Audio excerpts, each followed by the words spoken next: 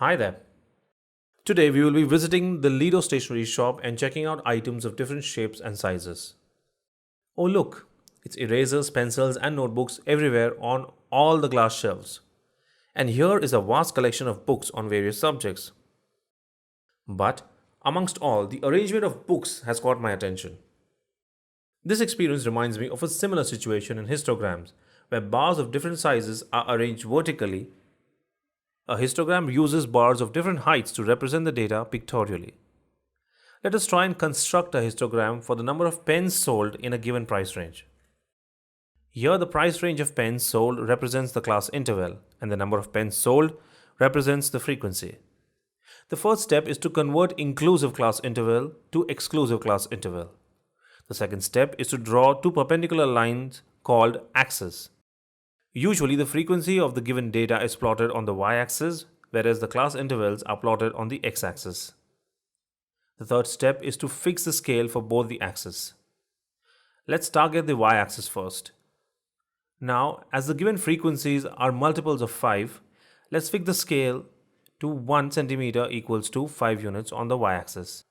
The class size is 10 and hence we can have a scale of 1 centimeter equals to 10 units on the x-axis. The fourth step is to plot the frequencies on the y-axis according to the scale and plot the class intervals on the x-axis.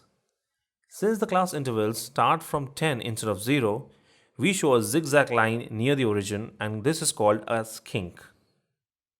The final step is to draw the bars of the representative heights for each class interval.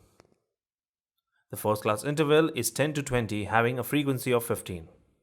In the histogram, locate the class interval 10 to 20 and draw a rectangular bar up to a height of 15 units.